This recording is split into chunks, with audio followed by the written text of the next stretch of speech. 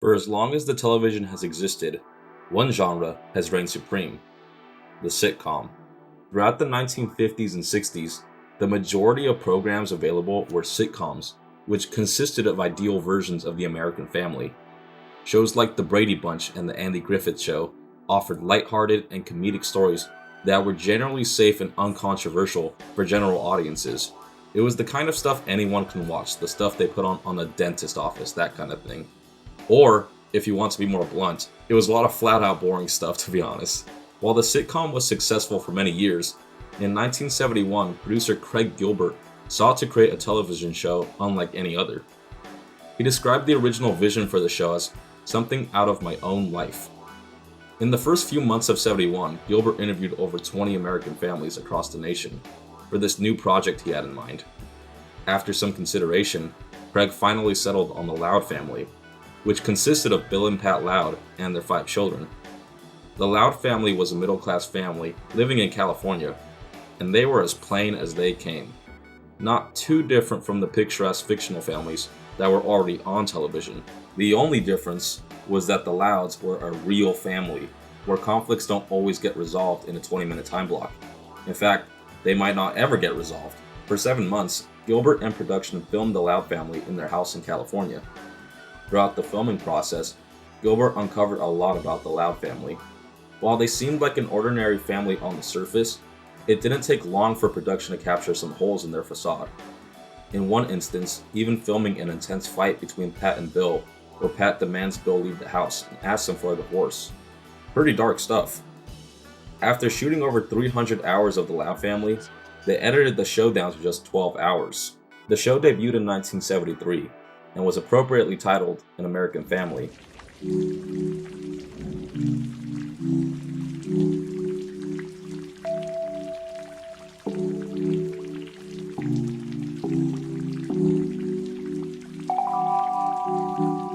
With that, Gilbert had either knowingly or unknowingly given birth to what many consider the first reality TV show.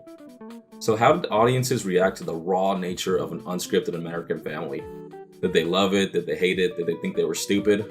Well, they couldn't get enough of it. Each episode was viewed by over 10 million people. The show generated mass amounts of controversy and a dialogue about the American family. Watching the show now, it might seem tame by today's standards, but back then, there was truly nothing like it. It was like the Jersey Shore of the time. From the very beginning, audiences have always had an interesting relationship to the reality TV genre. It is undoubtedly popular, but most people tend to dismiss the genre as stupid or fake. And sure, I will give you that. It can be stupid and fake. But the one thing you cannot say is that it's not entertaining. Most of us can probably think of a reality show or two that we watch, despite its flaws. The problem with reality TV is that audiences have a much more critical lens to it relative to other genres. This is because reality TV is the only genre of television that makes the viewer question its authenticity. No one questions whether Breaking Bad was staged because we all know it was real. Likewise, no one questions if the news is real. Well, actually, I guess I shot myself in the foot with those ones. The point I'm trying to make, though, is that it's in a weird world of its own, where it blurs the line between realism and fiction. Sometimes things happen that are so outrageous that people can't help but wonder if there was some sort of intervention or script. Hi, Dad. Hi. I don't really need your help. I just wanted to let you know that I'm going to win the $1 million.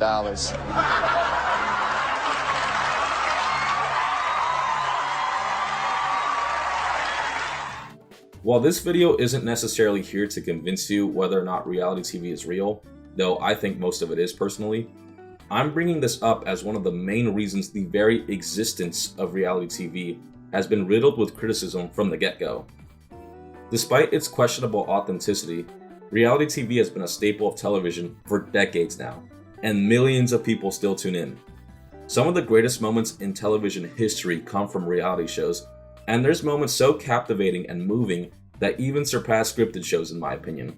The genre has such a rich history, and I firmly believe there's a lot to analyze. For a genre that is often unfairly attacked by viewers, I'd like to provide a defense of reality TV.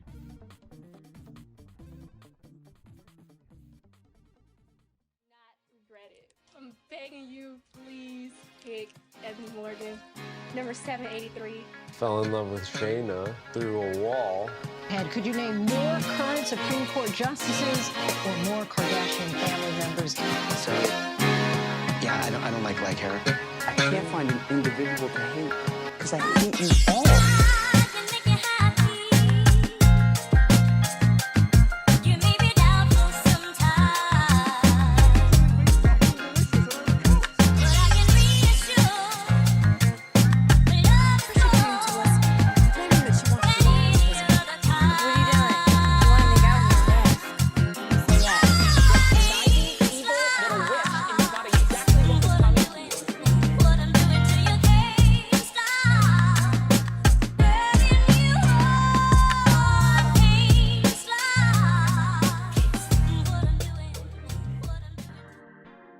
After the success of An American Family, a lot of you might assume that reality TV just blew up overnight, but surprisingly, that wasn't the case. An American Family was successful, but the show wasn't loved by everyone. Many Americans actually struggled to get behind it. Gilbert himself acknowledged that the show made many people uncomfortable. Despite this though, new reality TV shows came and went for the next few years, with a little bit of popularity, nothing too crazy. The genre wasn't dead by any means. There was a few fairly popular reality TV shows, but it wasn't the mainstream juggernaut that it would become years later. Reality TV was ready for America, but America wasn't ready for reality TV. By the 1980s, family sitcoms still reigned supreme. The Cosby Show, Family Ties, Roseanne, Married with Children were all popular shows with mostly romanticized American families. All I gotta say is all of these shows suck. It's all a bunch of boomer humor. I'm sorry if you like it, but for me, I just can't do it. Actually, I like Family Ties, I lied. These shows were more favorable for producers because they were the most popular, but one of the real benefits to shooting reality TV shows at the time was the fact that it was really cheap to produce because you didn't have to pay big-time actors for their work. But by the same token, big actors are what attract the viewer. At the time, people generally didn't care to see random people. They wanted to see familiar faces, famous people. Why would anyone care to see ordinary people? Like, why would you want to see Sarah from Ralph's, for instance? This mindset would prevail throughout the 1980s, but in the 1990s, things began to change.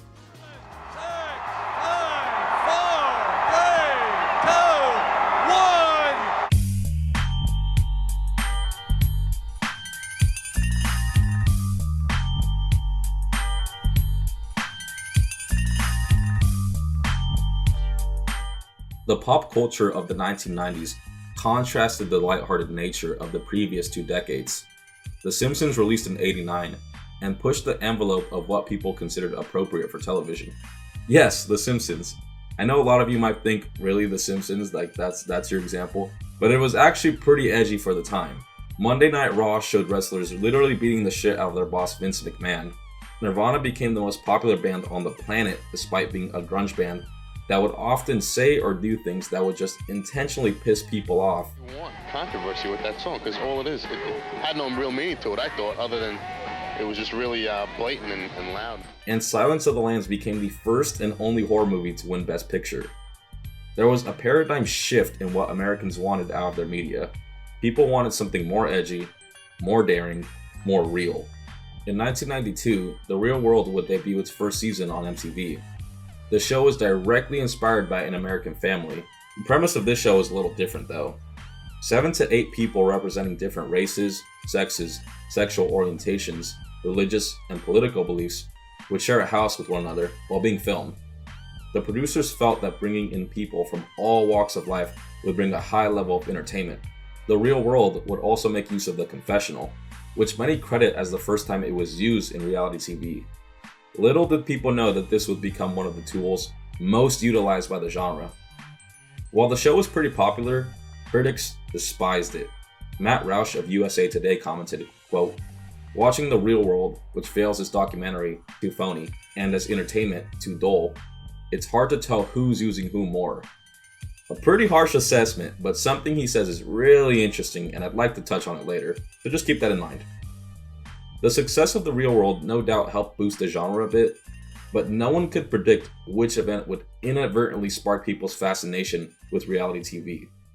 There was one moment so powerful that would eventually push reality TV into the forefront of American televisions just a few years later. On June 17th, 1994, a star was born. Los Angeles Hayes.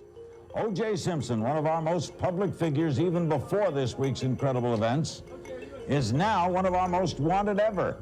The football star, movie star, TV sports analyst, commercial pitchman is described as armed and dangerous, possibly suicidal, and if found, he could face the death penalty for the murders of Nicole Simpson and Ronald Gold. If you hate reality TV, then you really hate O.J. Simpson. He's the one to blame. If you live under a rock, he was the prime suspect in the murder of his ex-wife Nicole Brown Simpson and her friend Ronald Goldman. Simpson was staying at his friend Robert Kardashian's house when the police came to arrest him. Yes, Robert Kardashian, father of Kim Kardashian. See how it's all interconnected? It's beautiful. Sneaking out the back door, OJ was eventually found and the whole thing became a media spectacle. 95 million people tuned in to see the events unfold, and in an indirect way got people's attention to shift towards reality TV. The public was becoming increasingly interested in reality as a form of entertainment. Not too long after, the Monica Lewinsky scandal also dramatized the real world. These two events were significant in the merge between reality and entertainment, which were usually two distinct areas of television. The media treated the O.J. Simpson case and the Lewinsky scandal like a television show. Beyond that, it's really not that hard to imagine the average person who's looking to engage in water cooler talk by using these examples as material. This laid the foundation for reality TV to take over in a few short years. While many reality shows were fairly popular, the birth of one series catapulted reality TV into what it is today and single-handedly ushered in the boom of the genre. On May 31st, 2000, television changed forever.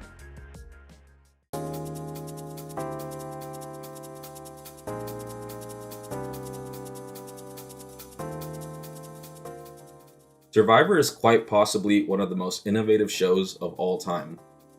The first season was an instant success and dominated the charts.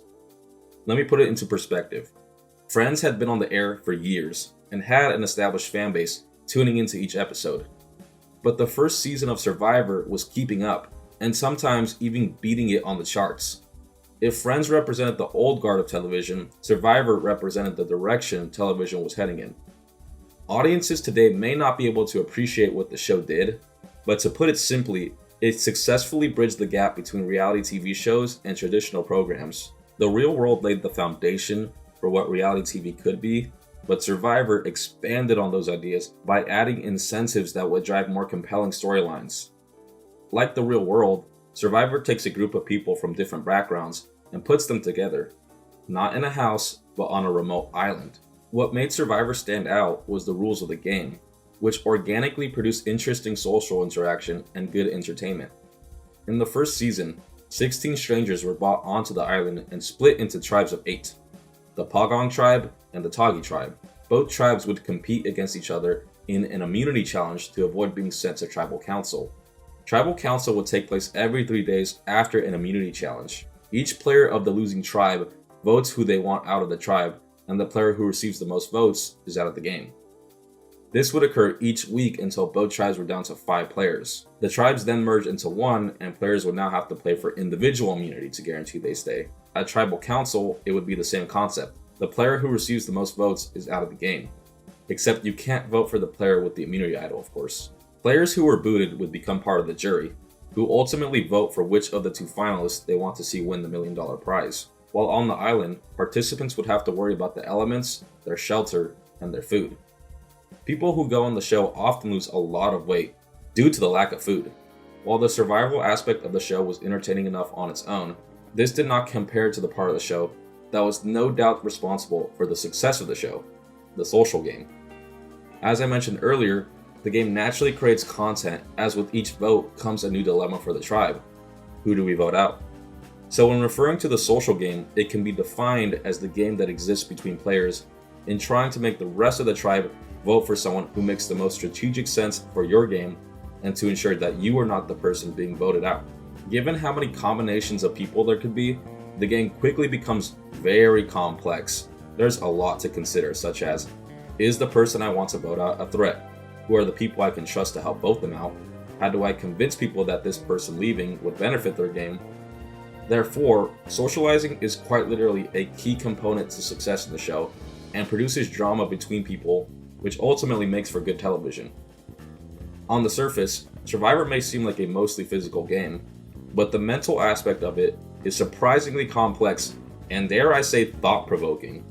I don't care if that sounds pretentious, to me, it's genuinely fascinating. I'd even go as far as to say that it's the most interesting part of the show. It's pretty ironic if you think about it. You would think strangers having to fend for themselves without food or shelter would be interesting enough on its own, and don't get me wrong, it certainly is interesting. I'd be so happy it's in tropical rain. We were like animals gone wild. I mean, we had to have water. That water was so sweet. But I think the selling point of Survivor was, and always will be, how these players interact in this game of psychological warfare. In this way, it is not too extreme to suggest that survival is a social sport. And like any sport, the game's metagame has evolved far past what it was in the game's first season.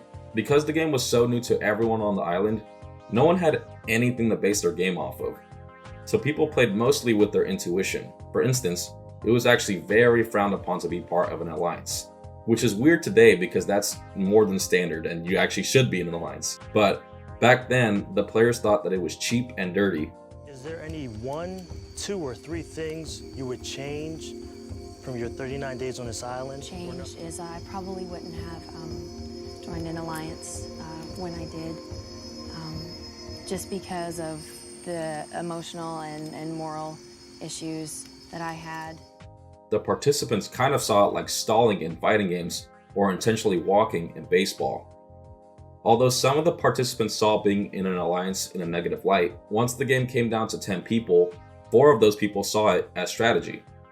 These 4 members were originally on the Toggy tribe together, but once the 2 tribes merged, they decided to vote together in an effort to secure themselves a spot in the top 4. Though the 4 individually agreed to an alliance, it was participant Richard Hatch that was the mastermind behind the operation. I think I'm in control of who's being voted off, and I think that's all that matters. Although he had nothing to base his game off of, Richard realized that the heart of winning Survivor wasn't necessarily winning challenges, but the heart of the game is developing a social strategy. While looking at his game today might not seem all that impressive, he can be considered a pioneer in how to play the game. A successful social maneuver he made was during the Final 3 Immunity Challenge. The winner of the Final 3 Immunity Challenge would be guaranteed a spot in the Final 2. The challenge was simple. Whoever could hold on to the idol the longest would win immunity, secure themselves their spot in the Final 2, and they would get to choose which person they would like to take with them to the Final 2. So it seems fairly obvious that you would want to win this challenge, as losing it means you have a 50% chance of going home. But again, Richard considered the social aspect of the game to be more important. After 2 hours of holding the idol, Richard gave a speech where he made himself out to be a humble loser, admitting that he could not outlast the other 2. I'm thinking, I'm probably never going to outlast you, Kelly. I'm going to hope that either one of you just recognize what I've done to get here. Si, senor. I wish you both luck. Rich! Oh my gosh. This game is about a lot of different things, and one of those things is mental strategy. That whoever is immune has to pick between the other 2 people as to who goes to the jury. His plan was simple. By looking weak to both of them, they would feel more inclined to take him to the Final 2, since they could look strong by comparison. After Kelly won the immunity challenge, his risk paid off, as she voted off Rudy because she figured she'd have a better chance against Richard. It was during the final tribal council where Kelly and Richard were now being judged by the 7 members of the jury. Interestingly enough, participant Colleen decided to ask them what 3 characteristics they felt got them to the Final 2. Kelly felt it was her faith, strong will, and likability that got her there. Richard felt it was his self-awareness, observation of relationships, and ethics that got him to the end. It was clear that Richard had a plan to get to the end, and it worked for him. When the jury was asked to cast their final votes, Richard was crowned the first ever winner of Survivor, with a vote of 4-3. Although the first season of Survivor was initially met with a mixed reception from critics, it didn't matter. The show had quickly become one of the most popular shows on television ever. No, that's not an exaggeration. The first season of Survivor brought in millions of viewers every single week. It was during its second week that the show already surpassed 18 million viewers. As the season went on, each episode would go on to receive anywhere from 23 to 28 million viewers per episode. The show had picked up so much momentum that the season finale managed to pull in 51 million viewers. To put that into perspective, that was more viewers than that year's World Series, the NBA Finals, and the Grammy Awards. Actually, that's still only scratching the surface. In the entire first decade of the 2000s, the season finale of Survivor was the second most watched program. There was only one other show that managed to get more viewers than the season finale of Survivor. Anyone want to take a guess? The show that had the most viewers during the first decade of the 2000s was the series finale of Friends in 2004, with 52.5 million viewers, just barely beating the season 1 finale of Survivor. What I find really cool though is that Survivor managed to go toe-to-toe with Friends, which had 10 seasons of build-up towards its finale. And also, Friends sucks. Survivor was so exciting and fresh to American audiences that it was able to compete with the old guard of television. Since its inception, the sitcom pretty much dominated television. But with the success of Survivor, this catapulted reality TV into the forefront of television screens. There was a boom in the early 2000s as networks were trying to chase the dragon essentially. They did anything to capitalize on the new market of viewers and how cheap it was to produce too. So everything for the genre was just coming together. Some of the shows that would spawn from the success of Survivor would include Fear Factor, The Amazing Race, The Bachelor, American Idol, America's Next Top Model, The Biggest Loser, and The Apprentice. Reality TV was becoming so popular that it was kicking sitcoms and dramas off the most popular time slots. One might think that with the oversaturation of reality TV shows that they would become less popular, but it was just the opposite. There was a ton of reality shows and they were all popular. While there was a lot of new shows coming out around this time, I find one of them really interesting compared to the rest for a few reasons. Right after the release of Survivor, there was a new show launched just a few months after called Big Brother's been watching, but didn't see what was coming. What happens if we leave? There ain't no show. All of us are gonna have to go. Will the house guests abandon the game and the $500,000 prize? Money's just not that important. Will they outsmart Big Brother and bring down the entire show? We win. Trouble's brewing on an all-new Big Brother, CBS tonight.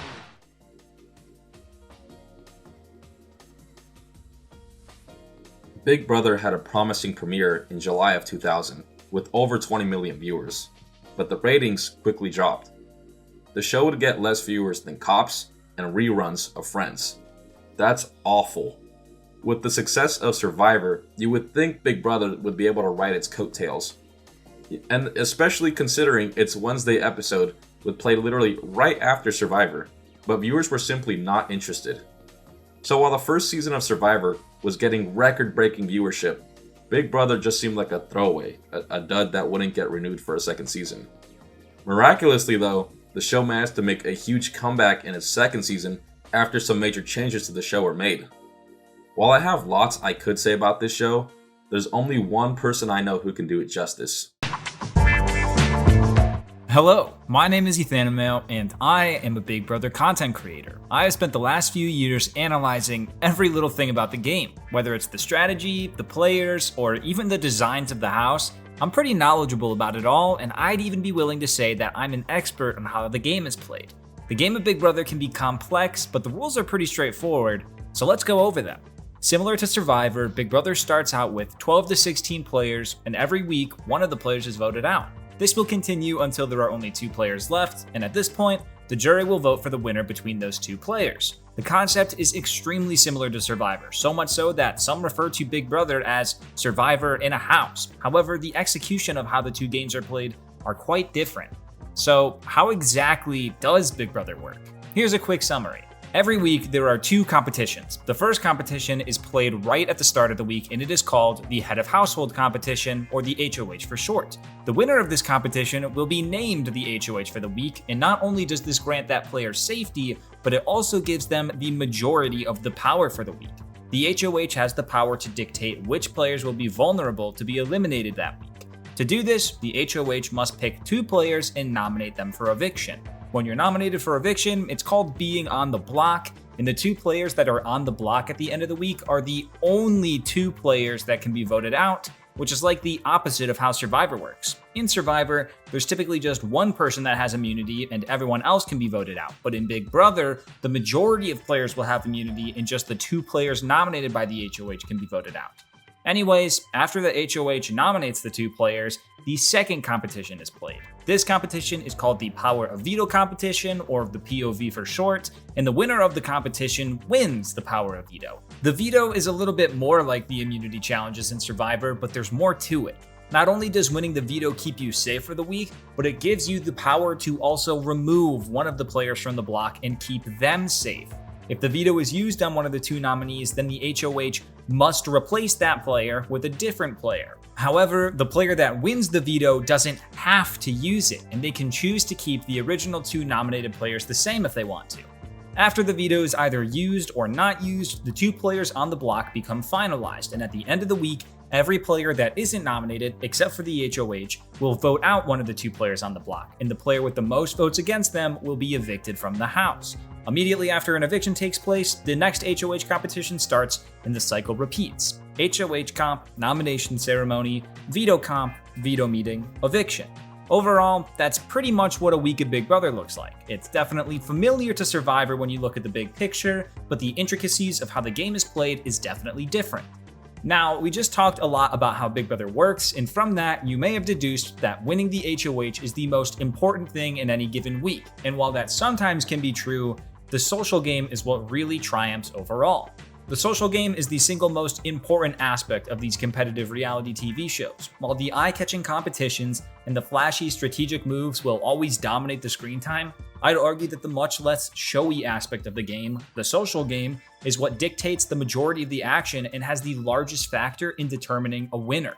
The biggest issue about the social game, though, is that a lot of people don't actually know what it means. At its most basic level, a player's social game is just how they interact with the other players. From there, it extends to a player's ability to build strong enough relationships with the other players to the point where they can leverage their relationship to help them in the game. For a simple example, let's say that you are on a season of Big Brother and it's towards the end of week 1. Player A and Player B are the 2 players on the block, and you have a different relationship with the 2 of them. Player A spent the first few days in the house getting to know you. They kept you company, they listened when you talked, and overall, you found yourself really enjoying hanging out with them. Player B, on the other hand, had barely spoken to you. They seemed to give you the cold shoulder for no reason. They made no effort to get to know you, and you got a lot of negative vibes from them. So, when it comes time to vote one of them out, who would you pick between the 2 of them? The vast majority of people would probably prefer to keep Player A around because you've developed a good relationship with them, so the likely outcome is that you vote Player B off. This here is the most basic example of how the social game works. Player A took the time to get to know you, and because of that, you wanted to keep them in the game, whereas Player B didn't give you the time of day, and you voted them out because of it. In this example, Player A demonstrated how having a good social game can help them to survive, while Player B demonstrated how having a bad social game can lead to them getting voted out. But of course, this is only the most simple example of how the social game works. A player can use their social game for more than just saving themselves. They can use it to try and take control of the game and put themselves in a power position. Let's say that you have maintained your good relationship with Player A, and Player A goes on to win the next HOH. Even though you didn't win the competition, that doesn't mean you're powerless. By leveraging your good relationship with Player A, you can attempt to influence their decisions in a way that will benefit yourself. If you're successful, then Player A might nominate and target the player that you recommend. And this is an example of utilizing your social game to try and dictate the action. You're going a step past just using your relationships to save yourself, and now instead you are using your relationships to actively try and get other specific players out. By using your ability to make friends, you can gain numbers on your side that will help you take control of the game. So, a good social game can be used for survival. A great social game can be used to gain power. But an excellent social game is one that goes unnoticed by the other players. One of the most important aspects of a social game is that you don't want everyone else to realize how good your game actually is. Say that you are super obvious about your good relationship with player A. Yeah, that's probably good for you to have that one person, but if every other player knows how close you two are, they may realize that you're working together in the game, and that could lead to the both of you being a target. When you're a target, you get voted out, so it's important to downplay your social game to those that you aren't super close with. But of course, you can't downplay it too much to the point where you aren't actually making relationships. It's all about balance. You can't be building relationships too slowly, or you risk getting left out of the important relationships and therefore being on the outs of the numbers. On the other hand, you can't be publicly building relationships too fast, as you risk putting a big target on your back for playing too hard, and it can make it look like your relationships are ingenuine. It's a super complex aspect of the game that only gets more confusing as you look deeper into it, but that's what makes it so enticing. If it was easy, everyone would do it, so it's always fun to see which players are able to outmaneuver the other players on a social aspect and see if they can then translate that towards helping their strategic game. One thing about the social game is that you lose a lot of credibility when you lie and have to betray someone's trust. I'm not mad, really, what you did, Dan. I'm mad at how many times you've broken my trust, how many times you've lied to me, how many times you've played with my emotions, how many times you have to screw me over for me to keep being good to you. So, how do you overcome that? Well, if you are open from the start that you're going to lie to everyone, then they can't get upset when you do actually lie to them, right? I know it sounds silly on paper, but that is exactly what Dr. Will Kirby did on Big Brother 2. Right off the bat, Dr. Will straight up told all of the other players that he was going to lie to them.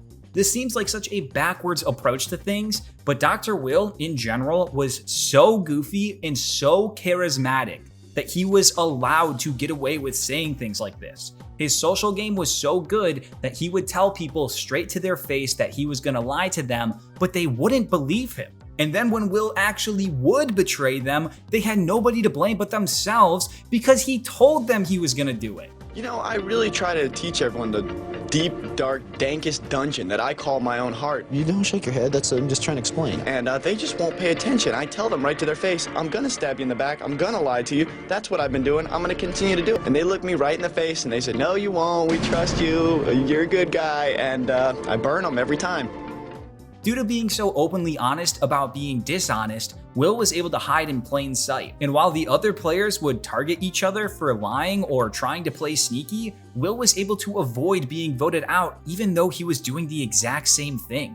In the end, Dr. Will made it to the final two players, and due to how openly honest he was about lying, combined with the rest of his absolutely stellar social game, he was able to take home the win, and he was crowned the winner of Big Brother 2. And I voted for you, baby. Congratulations.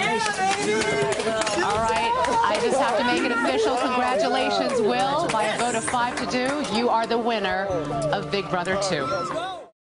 Oh, and if that wasn't enough for you, 5 seasons later on Big Brother All-Stars, Dr. Will came back into the game, and in week 3, he was sitting on the block. Instead of asking people to vote for him to stay, Dr. Will did the opposite. He told everyone to their faces that he hated them all, and then asked to get voted out by all of them. This is truly an all-star season, because I'm astonished by your gameplay here.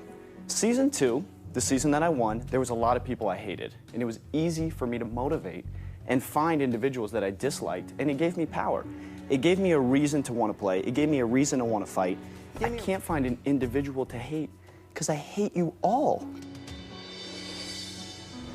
Unless you get together, have a big group meeting, and vote me out. I have made the target on my back so giant that it's become invisible. I took huge steps today, told everyone I hated them. We'll see what happens. You know what happened? They laughed, and then not a single person voted him out. He was just that good. Ring. Hello. Hey, Boogie. Yeah, what up, Dude, man? get this. You're not going to believe it. What? Big Brother All-Stars, I go in front of the entire house guest group and I say, I hate you all. No one voted even against me. Everyone voted against Jace.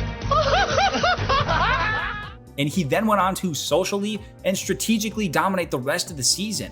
Even still, if you're not yet impressed, let me hit you with one more barbaric fact about him. across Dr. Will's 2 seasons, he never, ever won a competition.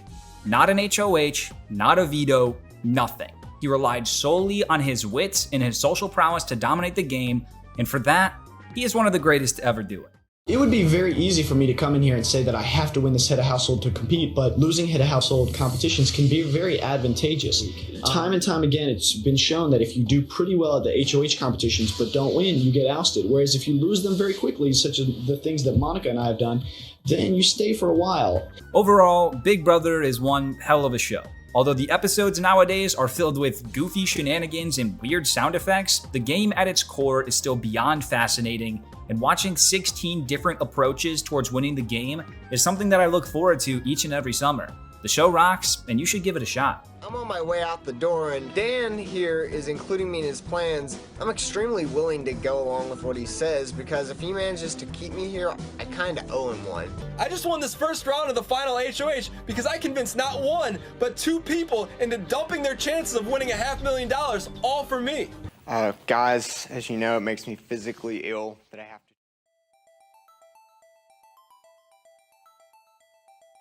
Shows like Survivor and Big Brother are essentially one big social experiment.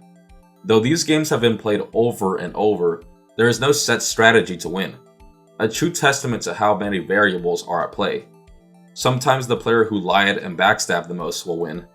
Other times, the player who played the most honest game will win. It really depends on how the game went, the jury, the players, and about a million other things. So if you ask me, these 2 shows are some prime examples of how deep, layered, and introspective reality TV can be. Ultimately though, these shows don't encompass the entirety of reality TV. While these shows are great, I love them, they only fit into the challenge subgenre of reality TV. The challenge subgenre are shows where participants must outlast other competitors in various competitions. Shows like American Idol, RuPaul's Drag Race, and America's Next Top Model would fit into this category. While these shows offered their contestants a cash prize for their physical and mental efforts, the boom of reality TV brought in a subgenre that was less focused on financial opportunities and more focused on growth, rehab, and problem solving. This kind of subgenre is often referred to as the self-improvement or makeover subgenre. Shows like The Biggest Loser, Hoarders, and My Strange Addiction all come to mind. This genre doesn't include any competitions or social strategy or anything of that sort, but instead attempts to change, cure, or even exploit its participants. In The Biggest Loser, for instance, there's a bunch of obese people trying to see who could lose the most weight. In My Strange Addiction, therapists try to help someone overcome their obsessive behaviors. The self-improvement genre follows pretty standard story beats. First, the audience is introduced to someone who has a problem they need help with. Then a group of experts come to their aid so they can work on the problem. And then finally, after some meaningful changes completed, they return to their normal lives. The problem these shows try to fix can vary from show to show. It can be a person's weight, like we saw in The Biggest Loser. It can be a person's addiction, like eating too much cheesy potatoes. It could be a child throwing a temper tantrum, like in Super Nanny. Cleanliness, like in Hoarders. And the list goes on and on. The subgenre is all over the place, and there seems to be a show for every single problem you can think of. Even the problem of being ugly. This is Micah Snotterly. And when I meet new people, I'd like to put this bag or hide behind a box. A year after Big Brother was introduced to the world, Extreme Makeover premiered on ABC. The show would bring on a group of average-looking men and women to go through exercise regimens, hairdressing, wardrobing, and plastic surgery so they can look more physically attractive. Participants would leave their families, and they would not get the chance to see them until after their makeover. The show was bashed for numerous reasons, and just like anything that sparks up controversy, it got a lot of attention. Though the show was pretty much hated by all critics, eventually there was a show that took the same concept and managed to piss critics off even more. So I was introduced to this show in my reality TV class during college. We studied it because of how offensive, weird, and fascinating it was. If this is your first time hearing about it, brace yourself. While some reality TV shows like American Idol and AGT are just some lighthearted fun, we all know reality TV isn't just rainbows and sunshine. Don't worry, we'll go back to fun stuff later. but I'm warning you. Critics have titled this one the most offensive reality TV show of all time. Alright, disclaimer out of the way, let's jump into it. So just like most of us have fantasized about being rich and famous, a lot of us have also wanted to be pretty. We want to be Brad Pitt, we want to be Megan Fox, so lots of people take time to exercise, do their skincare, or eat healthy, so we can look the best we can. That's normal. But how far are people willing to go to look beautiful? The show The Swan explores this question. The show launched in 2004 after Extreme Makeover, and in each episode, 2 self-proclaimed ugly people would undergo a transformation that took 3 months with the help of a personal trainer, a therapist, a dentist, and lots of plastic surgeons. Whichever woman was considered more attractive at the end of the episode would then get to participate in a beauty pageant. Then, whichever woman got the most votes for the greatest transformation would be crowned the Swan. The show was hosted by Amanda Byram, and something about her just looks fucking evil to me. She just looks evil to me. Kind of reminds me of Penelope Spectra from Danny Phantom. You guys see it? Never mind. Throughout the course of the show, 32 women underwent 3 months of training and plastic surgery to become as beautiful as they had always wanted. It's important to mention that for the entirety of the 3 months, the participants were not able to look at themselves. The reveal was saved for last, so it can be as dramatic as possible. On its first season, participant Amy Williams went in looking like this, and came out looking like this. Okay, well, she actually looked like this. As you can see, she looks like a completely different person, which was the whole point of the show. The show effectively gave these women entirely new bodies. In season 2, 27-year-old Sylvia Cruz was brought onto the show. The show introduces her story, which is actually really sad. I won't go too much into detail, but basically, she had some issues with her father and her ex-boyfriend. The episode then goes into this bit about how unhappy she is with her appearance. She comments on her ears in particular, and implies she wants to be more fit. As she brings up her diet, the team of quote-unquote experts, whatever the hell that means, openly laugh at her choice in food, which seems odd because the example in the show is an elote, and elotes are phenomenal, so they're the ones missing out. They then propose she loses 30 pounds, gets a jaw surgery, nose surgery, liposuction, veneers on all of her front teeth, and give her an overall more feminine look. And actually, I'll give you what they were proposing. I'll put it on the screen right here so you can look at just how absurd and way fucking, and just how much they were willing to do to change their appearance. Sylvia, however, agrees to go through with all of these surgeries. During her 3 months away from home, she got a video from her boyfriend at home, where he proposed to her in the video.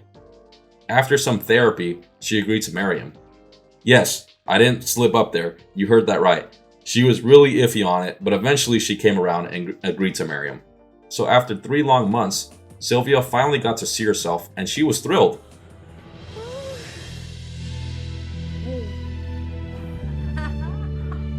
Oh my god. Oh my god. I cannot believe this.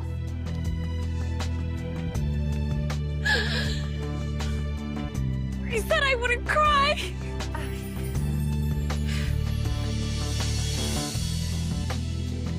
Oh!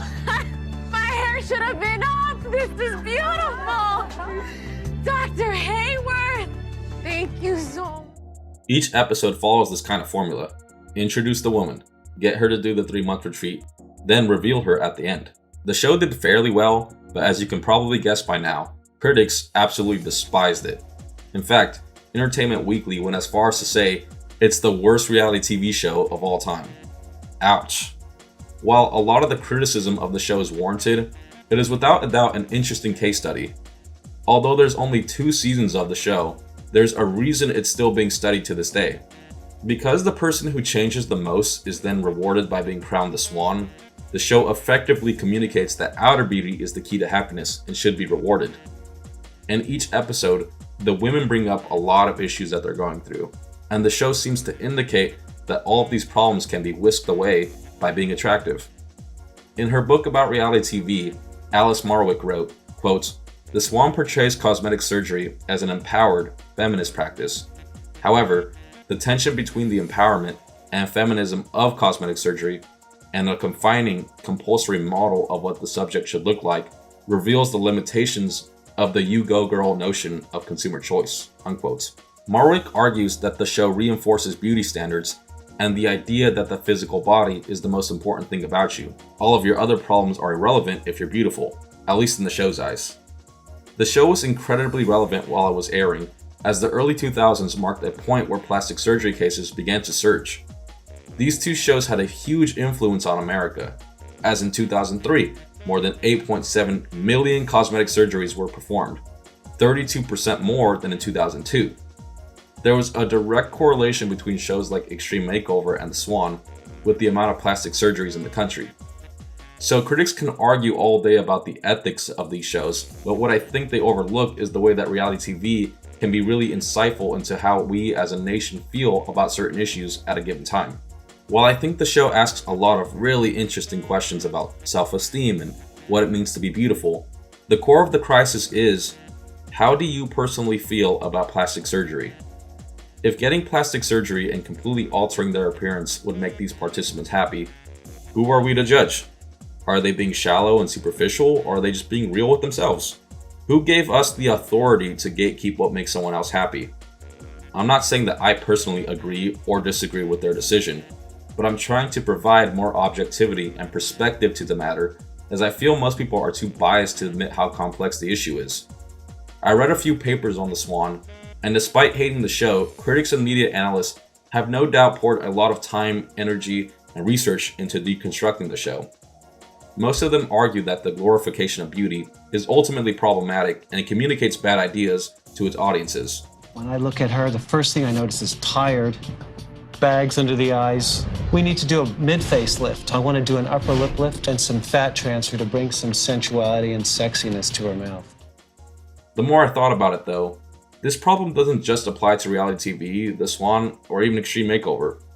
The media as a whole glorifies beautiful people.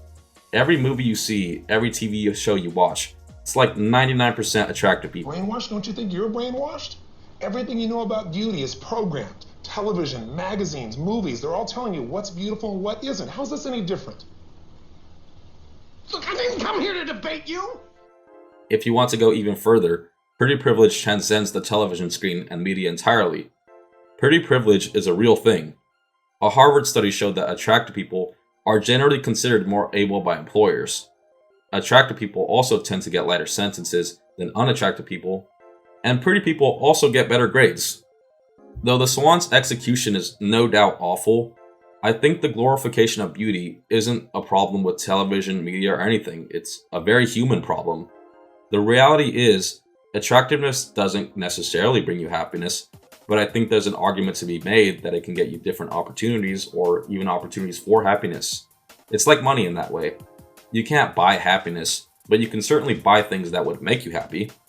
So to come full circle, I ultimately feel a little more empathetic towards the people on the show, and I would go as far as to say that the show strikes a lot of human questions that I feel are deeply challenging. The reason most people stay away from plastic surgery is the cost of it all. But if we imagine a world where plastic surgery is free, painless, and quick, I feel a lot more people than you think would do something about themselves in a heartbeat. I don't think most people would get treatment as dramatic as the participants on the Swan, but Leafy might get that new chin Idub suggested a while ago. Clearly, the show made people think critically then, and even to this day, I studied it as recently as 2019. I therefore feel once again that reality TV is discredited as a genre because it will spark up all these interesting and deep conversations, but people still dismiss it. Here's another way of looking at it. Have you ever loved a movie that has a quote-unquote bad ending, one where things don't work out and questions are not resolved? If the answer is yes, which I assume it is, that's the perspective I think people can take when studying reality TV. You appreciate those movies a lot of the time because they're realistic. Life doesn't always work out. Yet when it's an actual real-life circumstance, people somehow fail to appreciate the nuances of it. It's weird, it's bizarre. People like realistic fiction, but not the real. You can't change reality. Whatever these participants do on these shows is their choice, and even if it's something you disagree with or makes you unhappy, I think it gives viewers an opportunity to think about the whys and the broader implications. So again, It pains me how much hate the genre gets when it's so fascinating and how easily it gets people to have these meaningful discussions. Critics will write like a 20-page review on it that explores every single nook and cranny of the Swan in a very intellectual way to then be like, yeah, it's bad. It's ridiculous. I'm not saying that they secretly love these shows, but I think they look awfully stupid not recognizing just how thought-provoking these shows are. Critics will go as far as to say that reality TV is out of control, but in reality, it's just not in their control. So while I think that The Swan is ultimately problematic in how it's structured, I do think it asks the viewer a lot of interesting questions and makes the viewer reflect a lot. There's no doubt in my mind that some of you watching have already started to do some thinking on how you feel about the issues these shows bring up. Whether people enjoy the show or not, reality TV is effective in starting a conversation on a lot of different issues. And I genuinely think in the future, reality TV will be like a little time capsule to see how people felt on certain issues at a given time. The Swan is ultimately a show that makes the viewer question concepts such as self-esteem, beauty, and plastic surgery.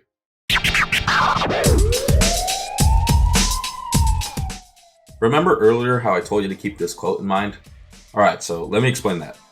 So the author comments on how he feels it's hard to see who's using whom more. And he's of course referring to the producers and the participant. The reality TV genre is kind of parasitic. During the 70s and 80s, when reality TV wasn't popular, it's because normal people didn't care to see other normal people on TV. But after Survivor and the boom of reality TV, the mentality held by Americans became, wait, I can be that person on TV. As everyone living in America is well aware, there is a clear glorification of wealth and fame in this country. We put famous people on this crazy pedestal, and most of us have probably fantasized about being rich and famous at one time or another. So the reality TV boom brought in by Survivor was made possible in part because Americans were now more open to the idea of starring on a reality TV show because of the possibilities. So in this way, producers use normal people to cut costs, and a normal person uses the show as an opportunity for wealth and fame. Of course, not everyone's intentions are going to be based around potential fame or wealth, but if you're ever on a reality TV show, you're going to get paid for it.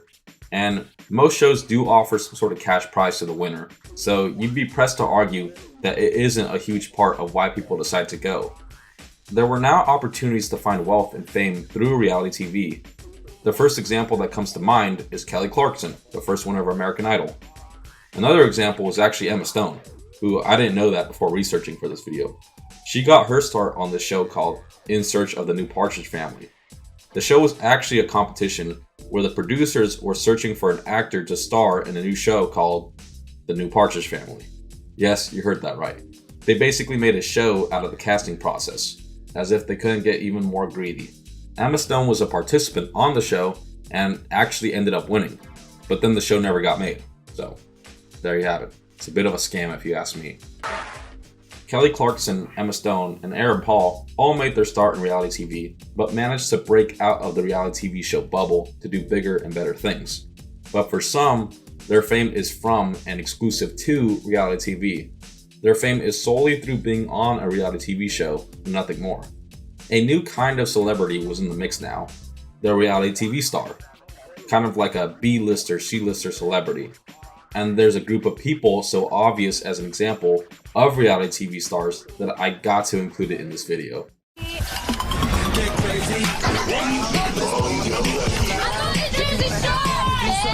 Alright, we got a situation. I'm the sweetest bitch you'll ever meet.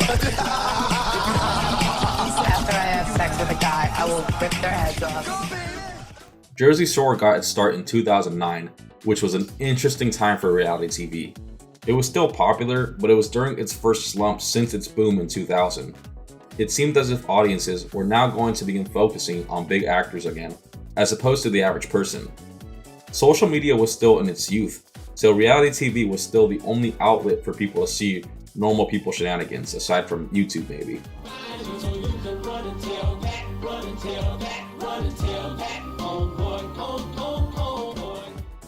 And what better group of people than a bunch of loud, rowdy, and over-the-top 20-year-olds? For those of you who have some dignity, Jersey Shore is a show that follows the lives of the housemates at a vacation house on the Jersey Shore. Like Big Brother, The house is filled with cameras and participants must go without phones, TV, and the internet. The participants would work at a store, go partying, and do lots of fighting. These kids! Stop! A lot of the show revolves around the interaction of the house guests with each other and with the outside world. One episode will focus on the gang having a family-style barbecue, and another will be about the house guests busting a mission to go find Vinny. The cast of Jersey Shore consists of JWoww, The Situation, Snooki, Pauly D, Ron, Sammy, and Vinny. So, the cast of Jersey Shore is famous for, well, being the cast of Jersey Shore. Their notoriety was through the show and nothing else. While the show didn't have the most original idea, nor was there any kind of coherent plot or goal, what made the show shine was the cast and attitude of the show. People loved it. While lots can and has been said about the cast of Jersey Shore, the casting directors clearly knew what they were doing. The housemates were insanely entertaining to watch, and the show quickly became a pop culture phenomenon. After just 3 episodes, the show had inspired SNL skits about it. Are we gonna smush? Maybe later. Let me Google it and find out what it means. The popularity of the show cannot be understated. It's up there as one of the most iconic reality TV shows of all time. And if you ask me, Snooki is almost like the face of reality TV. There's something about her as a person that just embodies everything reality TV is and forever will be. There's something about her that is interesting yet dull, beautiful yet ugly, elegant yet trashy. You take one look at Snooki and automatically think, reality TV. The show managed to find popularity through its casting, but also because of how intense the show was too. The show is pretty raw for the most part, especially because of how unedited and uncontrolled it is. The realness of the show just roped viewers in, as people were flabbergasted by their ridiculous and unapologetic performances. The show was like a non-stop meme machine. It felt like every other episode there was some sort of new meme that spawned from it. One of the most notable examples being Snooki's infamous beach arrest. During her work shift, Snooki had been drinking and later went bar hopping. If I want to have a beer, I'm allowed to have a beer. That's it, you're staying all night. This isn't like law school. This is a t-shirt shop. Daniel, do anything. Eventually, Snooki started to ask where the beach was, and then proceeded to book it towards the water.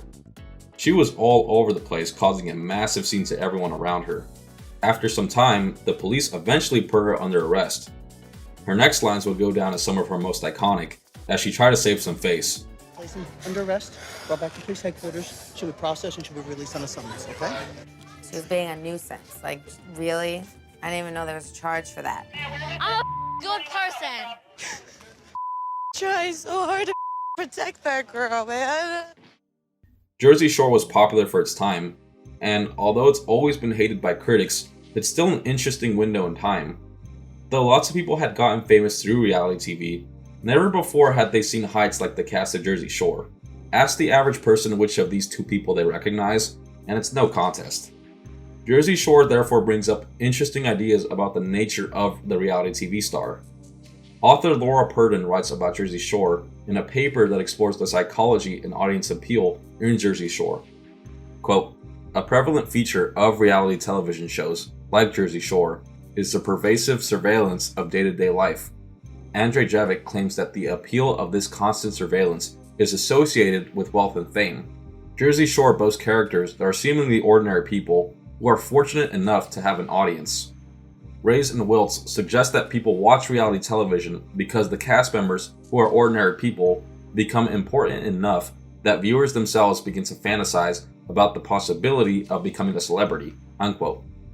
This quote captures one of the main reasons reality TV is so popular and fascinating to us. Although the cast of Jersey Shore is way more famous than the rest of us, it doesn't necessarily feel that way.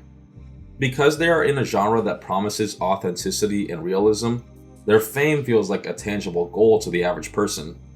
Normal people will be inclined to say, the cast of Jersey Shore is only famous because they're on Jersey Shore. Therefore, someone like me can become famous by being on a reality TV show. This point also becomes accented by the fact that these people aren't the golden compass for morality or lifestyle. They're not the picturesque Brady Bunch or Mr. Rogers. They're the drunken group of friends who party and drink till they pass out. What I admire about these people is the courage to put themselves out there. Most people are too scared to do something like karaoke because of the fear of being perceived. But what's mediocre singing compared to getting arrested? As mentioned earlier, the show came right before social media. And I'm sure most of you are aware, people tend to only post the good about life. And I don't think most people would happily post a video of them getting into a bar fight. The point I'm trying to make is that there's something to praise about a group of people that are happy to be themselves in the fear of being mocked, judged, or ridiculed. And trust me, they do get mocked, judged, and ridiculed. An actor might be critiqued for a bad performance, which makes sense because they're trying to convince an audience that they're a certain character. Likewise, a film can be critiqued in its presentation of ideas, its execution, and overall cohesiveness. But when a reality TV star gets attacked, you're really just attacking them. It's not an act, they're not putting on a show, it's just them as a person. So it can make one wonder, should we analyze reality TV with the same rubric? I personally don't think we should, but it certainly seems like critics and fans do. Snooki is not an actor, Snooki is Snooki.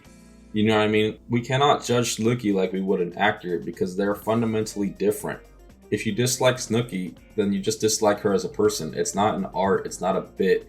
So you can't really judge it the same way. It's not someone trying to give a performance. Critics will have a field day with reality TV shows, but one thing they don't seem to understand is that the genre shouldn't be treated like other art forms because it is fundamentally different. Television shows, movies, albums, paintings are all made with intention, direction, meaning, depth. Do you think Snooki goes into a bar looking to convey some grand philosophical statement of love in the 21st century?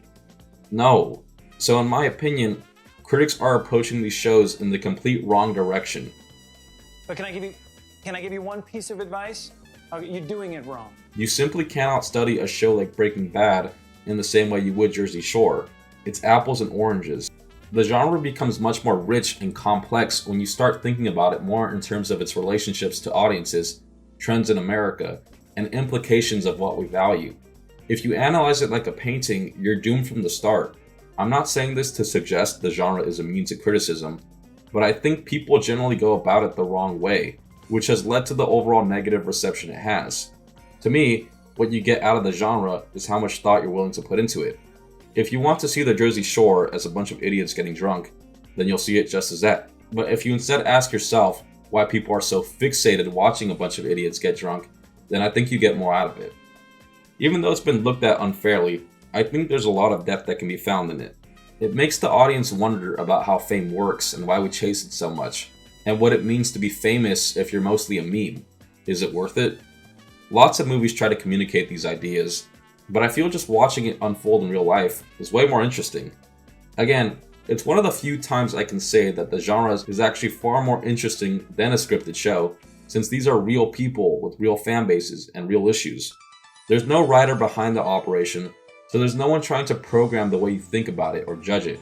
It speaks for itself. The only resources you have to come to conclusions are your own values, your own experiences, and your own willingness to research. We've covered how the genre has tackled a variety of topics and values in our society. But there was one show that I feel really looks at all of them and more. It's a bit of an obvious one, and I'm sure most of you know it. It's one of the most popular reality TV shows of all time. In my opinion, it's the culmination of everything the genre is and is going to be. If you haven't guessed it by now, here we go.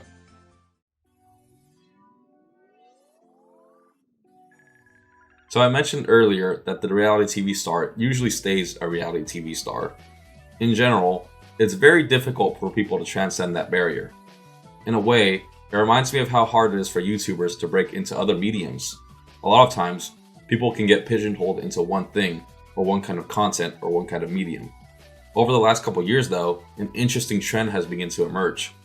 Keen viewers will recognize that Netflix is actually currently taking advantage of this fact by recycling reality TV stars across their show. In one of their recent shows, Perfect Match, they bring in people from all of their other reality TV shows, kind of like the Super Smash Brothers of reality TV. There's people from Too Hot to Handle, The Circle, The Mole, and Love is Blind. In a way, they're pimping reality TV stars as they know familiarity is always the way to go in show business. Producers and participants have recognized this relationship as a win-win. The producer makes more money because audiences will be more inclined to see people they recognize, and the participant gets to continue building their fame without leaving the reality TV bubble. Since they're still in the reality TV sphere, they don't have to worry about falling off doing other projects. With that being said though, there is one example where a group of people managed to start off as just reality TV stars, but eventually became influential enough to influence the entire world. In 2007, a series I'm sure we're all familiar with started. A show that no doubt encompasses everything about the genre as a whole. I'm of course referring to Keeping Up with the Kardashians. Jealous? Stop! Enough! That's it, we're done. The Kardashians are a family that got rich and famous in a fairly interesting way. As I mentioned earlier, Robert Kardashian defended OJ, which as we all know was a media spectacle. In 2007, the infamous video of Ray J and Kim Kardashian got leaked. The tape blew up, and while most people would be embarrassed and try to save face, the Kardashians seemed to capitalize on its popularity, as the show Keeping Up with the Kardashians released just 8 months after on the E! Channel. Since its beginning, Keeping Up with the Kardashians has been one of the most relevant and popular TV shows of all time. That feels like an understatement though. The Kardashians are everywhere. They're pretty much inescapable. While they're just a family at the end of the day, they somehow feel more like a brand or like an institution. Without a doubt, they're probably the most influential family in this country. They collectively have over 1 billion Instagram followers, and according to Forbes, they're worth around $1.8 billion. Their significance transcends TV, and it almost feels like their show was just another outlet for their brand. In the public's eyes, they're either worshipped or hated, much like reality TV. For the people that love them, they treat them like royalty. People straight up kiss the ground they walk on. As mentioned earlier, the glorification of the rich and famous has reached this crazy, parasitical, and obsessive peak. With their lives being presented in a reality TV format, it may give viewers the illusion that they are normal, or perhaps open up this parasocial relationship with them. For fans, their show is like a window into their lives, and every little thing they do people seem to follow. Their show, though, covers everything from handling a perfume line to what not to wear in Japan. So I gotta be real with you guys. You look like f***ing clowns. Oh. It's about a lot of things, but it is mostly about one thing: family. The show is ultimately about their relationships with one another. A lot of episodes revolve around the conflicts they get into with each other and how the family functions. One episode from 2013 focuses on how the family prepares for the holidays. They shoot their annual Christmas card photo while matching black and white pajamas. After some reminiscing on the past, they play some White Elephant, and that's pretty much it. In 2018, there was an episode about the family getting in a fight about the family Christmas card. Okay. In 2019, there was another episode on, oh, son of a bitch. Alright, so if my point wasn't clear by now, the show isn't terribly interesting. For the most part, the Kardashians just seem like a normal family. Or, okay, as normal as they can be given their wealth and fame. You guys got to start complimenting people. Okay. It makes them feel so good. Oh, and it's true. I compliment people all day long.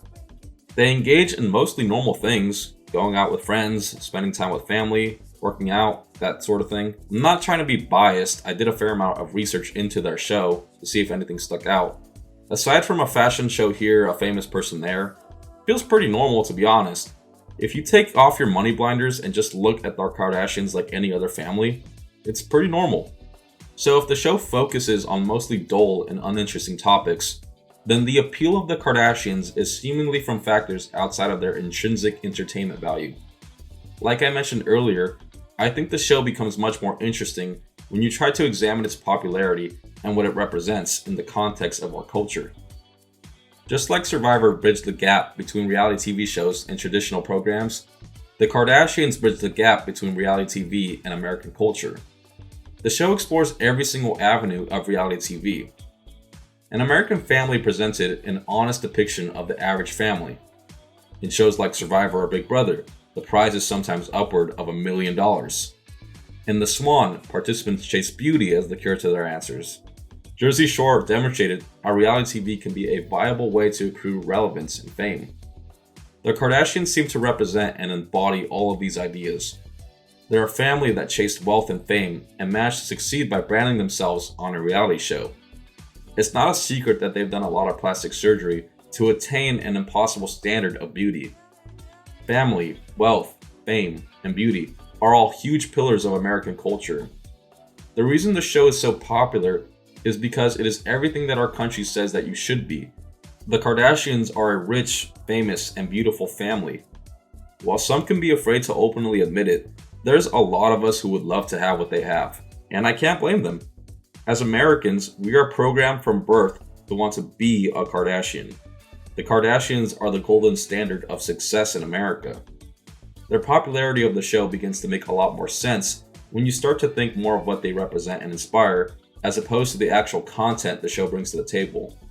The Kardashians are not terribly interesting on-screen or off-screen. Their show revolves around a lot of meaningless drama that really isn't that interesting or profound, but I can't help but feel the attraction for viewers is the idea of them, more so than what they literally are. I think that's why viewers will sit and watch through the Kardashians handling their Christmas card. To them, it's not just a family writing a card, it's a rich family doing their card, a beautiful family doing their card. Their wealth, status, and beauty almost compensate for their lack of entertainment value. What Americans find interesting about them is what they are, not who they are. If you want to think of it more on YouTube terms again, it's like how Ricegum filled all of his videos with as much money and women as possible. Ricegum is a boring guy with mediocre raps, but his wealth and status also compensated for his mediocre content. Let me propose a hypothetical to you. I take a random episode of the Kardashians. I copy the transcript and get a bunch of actors to learn the lines. We get someone to play Kim, someone to play Chris, so on and so forth. The only difference I make to the script is that the family is unknown and is middle class. I'll adjust certain scenarios so they make sense. Obviously, I can't have a middle class family have a deal with Balenciaga. The show is shot in a way that resembles and feels like a reality TV show, basically indistinguishable from a real reality TV show. I then screen this to audiences and tell them it's a reality TV show filmed in California. Do you think Americans would enjoy this show?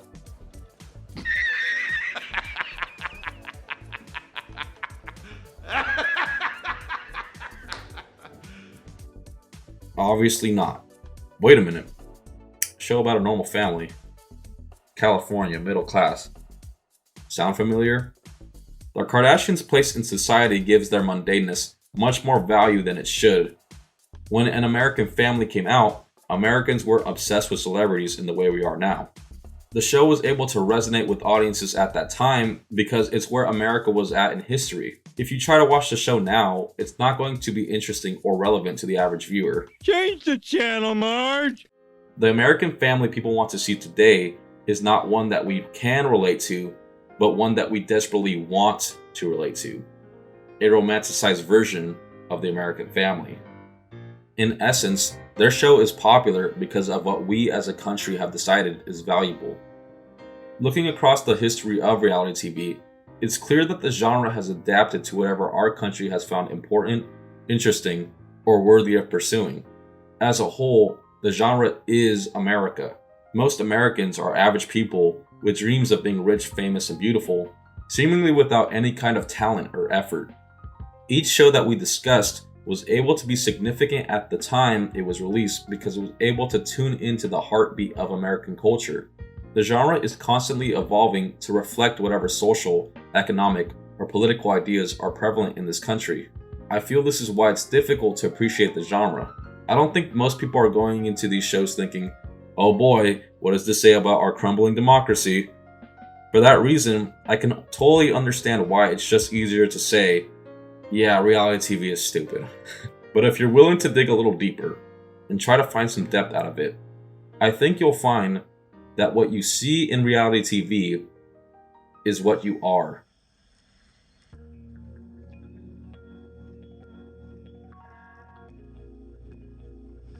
I understand many of you might be thinking it might be a tad dramatic or ridiculous to give this much praise to reality TV, and yeah, sure, I can see why. Reality TV is fucking stupid. It's dumb, meaningless, self-indulgent, blah blah blah blah blah. The same opinion you've heard since you were born. But I wanted to make this video to give some praise to a genre that is often beat up way too much. I mean, no one ever goes after crime dramas the way they're going after reality TV, or science fiction for that matter. Maybe country, but you know.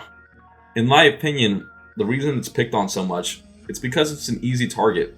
Its flaws are far more obvious than other programming, and it sticks out like a sore thumb among other genres. From its very conception, audiences have always had an interesting relationship to reality TV.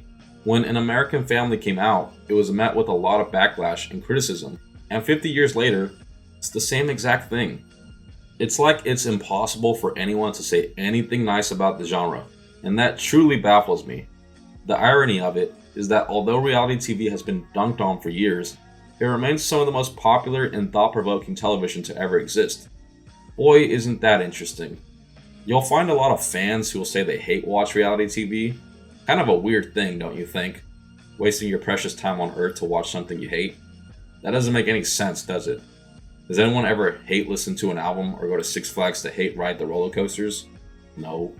People are just afraid to like reality TV shows because of the awful reputation it has. So they mask their enjoyment with mockery and irony. That's stupid. Just enjoy it. It's okay. In fact, most people do enjoy it. Otherwise, it wouldn't be so popular. There's a 1973 New York Times review of An American Family. In preparation for this video, I read the whole thing. It was really interesting what the critic had to say about the birth of the genre. The author's critique holds up pretty well, I'd say, actually. He mentions things we've gone over in this video. He wondered why the family would agree to this. He called it a sad comedy, and of course, self-indulgent. It's honestly a good review, all things considered, but his final words would ring true for reality TV forever.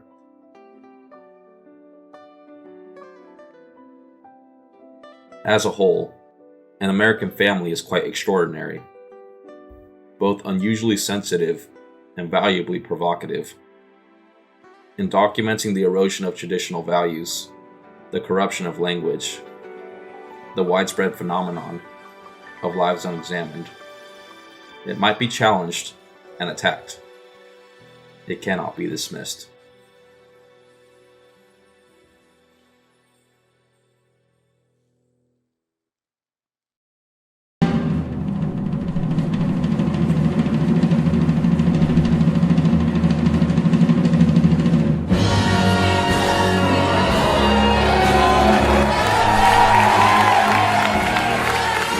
Day 56 inside the Big Brother house. You're a conniving, evil little witch, and you got exactly what was coming to you. Hey, what are you doing? What are you doing? You can't assault people.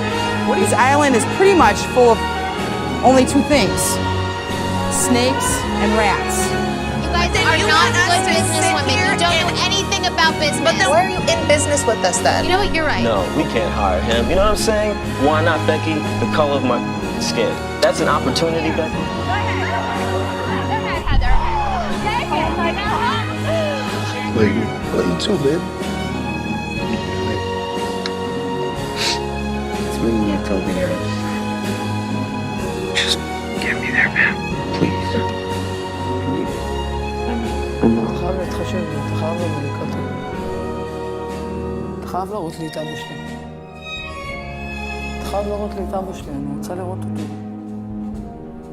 I know some people out there are not happy with the way this show went down, and they blame that on me. But the simple fact of the matter is, if you're not happy with this show, maybe you're not happy with reality-based TV in general. If you're not happy with reality-based TV, maybe you're not happy with, as the name suggests, reality. So if you're not happy with me, it just might be yourself you're not happy with. So don't place all the blame of this on me. Everyone needs to look within themselves.